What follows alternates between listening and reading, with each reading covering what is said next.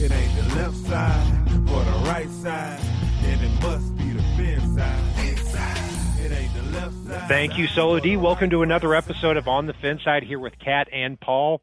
Follow us on Facebook, Twitter, Spreaker, iTunes, YouTube, Spotify, and all of our other social media outlets. I'm Brian Cat NFL on Twitter. Paul is Fanatic_pick. That's Fanatic with a PH. The Dolphins play the Seahawks here in week 4 of the NFL season. The Seahawks are 3-0, a very tough opponent. The Dolphins are 1-2. Right now, the Seahawks are favored by 6.5. We're lucky to be joined by Brandon Schulze from the Seahawkers podcast as well as the Field Goals podcast. Follow him at Seahawkers Pod on Twitter. Brandon, thanks for joining us here. Hey, appreciate you having me on, guys. You bet. So taking a look at the Seahawks, kind of from an outside perspective, I remember back in 2012 to 2014, the Seahawks had a very efficient offense with Russell Wilson handing the ball off to Marshawn Lynch and then the Legion of Boom on defense. A lot of things have changed since then. Through 3 weeks of the NFL season, the Seahawks are allowing over 28 points a game, but Russell Wilson has 14 touchdowns in his first 3 games of the season. What's kind of the feeling heading into week 4 here with the Dolphins? Well, Russell Wilson is still a very efficient quarterback when it comes to throwing the ball downfield, and so that part is still there. He's just doing it more. And the unfortunate part is the running game isn't quite there like it was with Marshawn. But when you have Russ and he's 2 of 3 in terms of Player of the Week honors now through these first 3 weeks of the season, it's tough to argue. It's tough to argue, really, that the Seahawks don't need to be throwing the ball as much as they are. So the parts where there are parts where it is making it difficult on this team, and I'm sure we'll get into that. Absolutely. And looking at the weapons there, DK Metcalf over the last 6 games, going back to last year, almost 600 yards and 5 touchdowns in 6 games. Those are near Julio Jones type numbers. And then he's got Tyler Lockett on the other side, who's been very productive over the last few years too. Other than those 2 top options, what should Dolphins fans look for at the wide receiver tight end spot, guys we may not be thinking about? Greg Olsen was the big offseason acquisition for the Seahawks at tight end, and you're pairing him with Will Dissly, who has been very good when he's been healthy with the team. Unfortunately, he's gone down with injuries these last couple seasons, and devastating injuries too, with a knee injury and an Achilles injury. But he's come back now. Greg Olsen had a key 4th down catch in that final drive, that go-ahead drive for the Seahawks against the Cowboys. So I think he's filling that role nicely. And then we have, in terms of receivers, a guy that Dolphins fans may not know is David Moore. He's the team's punt returner. He's a really nice player when you get him the ball in space, and so that's why he's been kind of the guy to get the ball on punt returns. He's also the guy, if you remember, a couple weeks back against the Patriots, he had that catch right at the corner of the end zone where he got his feet down just inside the pylon. It was an incredible catch, and he does have that ability to get those 50-50 balls downfield. So David Moore is kind of the one guy, if you sleep on him a little bit, he could end up beating you badly. Yeah, David Moore, 6 foot, 215 pounds, was a 7th round pick out of East Central back in 2017. So certainly that'll make an interesting matchup with the Dolphins. Be interesting to see who covers who in this contest. But going back to the running back position there, Brandon, as of the time we're recording this, it looks like Chris Carson is probably not going to play in this game with an ankle sprain, I believe it is, after Tristan Hill rolled up on him this past week against the Cowboys. Carlos Hyde, it sounds like he's going to be the one starting this game. Do you see him being the bell cow in this? I just don't know how much they're going to run the ball, because we've seen in the past 3 weeks where the Seahawks have been up big and they haven't been putting the ball on the ground as much as you might think, being up multiple scores, and that's what's led teams to get back into the game late. Carlos Hyde would be the guy that I'd expect to get most of the carries. There's also a possibility that DJ Dallas, a guy from Miami who they really liked in the preseason, could get called up and get some extra carries as well, along with Travis Homer. and maybe spread the ball between those three guys to really get a look and see what they have in terms of competition. There have been times where the team seems like it's giving some more snaps to players just to try and feel them out because we didn't have the preseason that we would normally have. Yeah, a lot of our Hurricanes fans are familiar with Travis Homer and DJ Dallas could be the second and third running backs in this game. So it'll be interesting to watch there as well. Along the offensive line, I don't have to tell you, Brandon, going back a couple of years, it just seemed like so often Russell Wilson was just beat down every single year by pass protection. That all seemed to change a couple of years ago when they got Dwayne Brown in a trade. How is the offensive line now after a couple of years simmering there? One thing they're doing differently with the offensive line this year, they're actually throwing the ball on earlier downs, and so it really is putting them at a position of strength, I think, on offense that we didn't see in previous years, and that's what people are thinking is making it better for the offensive line. We're seeing a lot better protection for Russell Wilson. He's not having to bail out of the pocket quite as much. And maybe it's a function of some of the defensive lines that they've played in these past 3 weeks, but it doesn't sound like it's getting all that much tougher taking on the Dolphins defensive line coming up this weekend. Yeah, it doesn't seem like it, and not a lot of sacks from the Dolphins on defense. They did play a little bit better toward the end against the Jaguars, but yeah, the pass rush is still not something to be feared from week to week. Brandon, on the defensive side of the ball, obviously lots of changes over the last several years.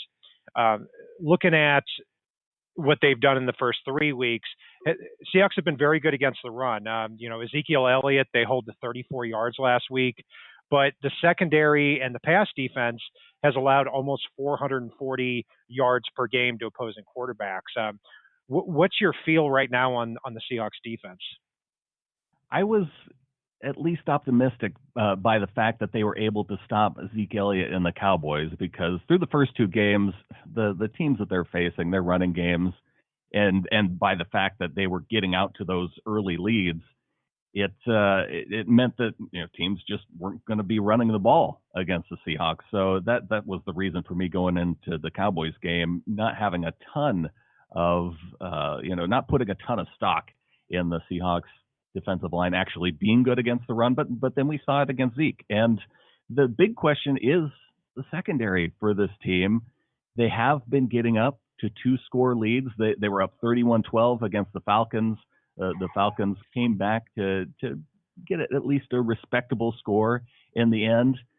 They were up 35-23 to the Patriots with 4.5 minutes left in the game, and they still needed that last-second goal line stop with going up against Cam Newton in the game. And then the Cowboys, they were up 30-15 after the sack fumble to start the third quarter.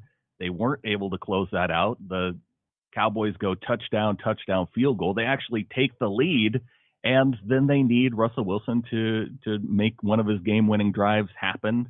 I mentioned the fourth down play to Greg Olsen, and they needed that to get that go-ahead score late in the game. So it's really going to be important for this team. We thought we had a good secondary in Seattle going into this season, and it hasn't worked out that way through these first 3 weeks.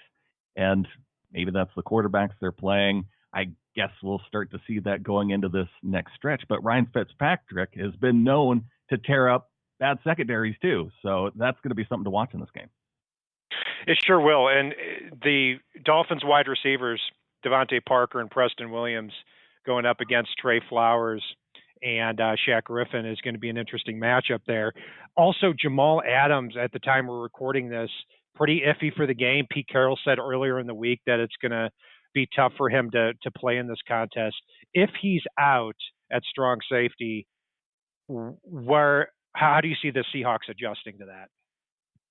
I see them trying to find other ways to dial up pressure. That's really how they've been using Jamal Adams a lot through these first couple weeks, because the defensive line hasn't been able to put a ton of pressure on the quarterback, so they've been blitzing a lot, and Jamal Adams has been a really big part of that. So they have made some adjustments, just playing more nickel defense, and Ugo Amadi's a guy that you'll see out there on nickel a lot, and he was actually one of the best players in the secondary this past week against the Cowboys. So we're excited to see the emergence of him with Marquise Blair going down to injury for the full season, and hopefully Jamal Adams is back soon.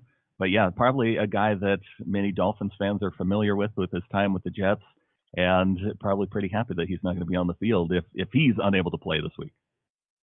Yeah, Ugo Amadi is probably going to go up against Isaiah Ford in the slot there.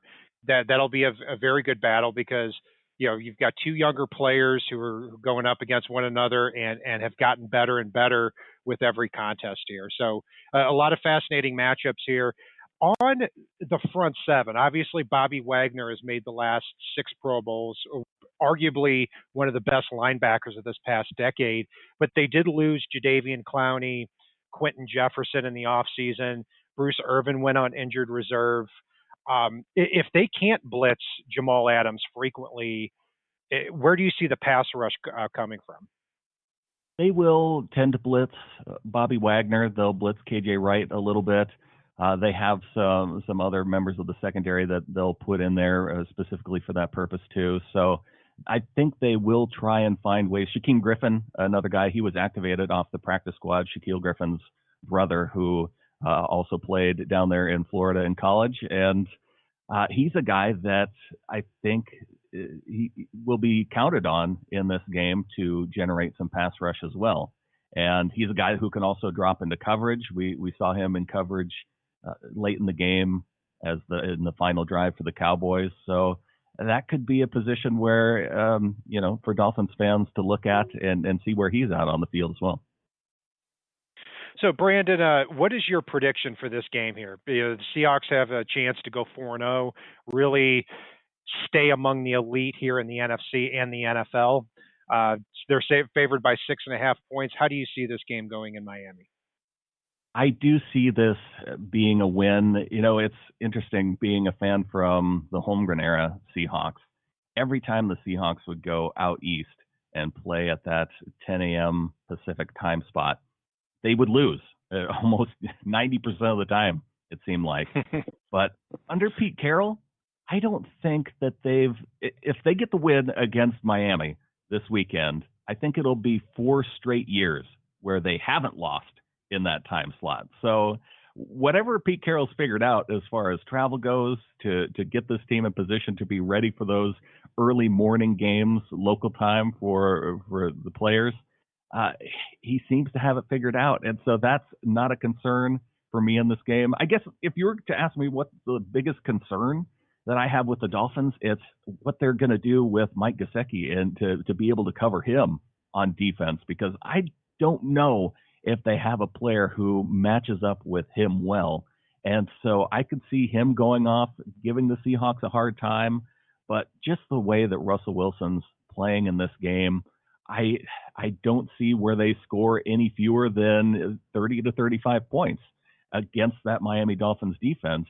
And so you're counting on Ryan Fitzpatrick to keep that team in the game. I think they win by at least 7. Okay, so we're looking at about a 35 to 28 prediction here. I'd say that's pretty fair.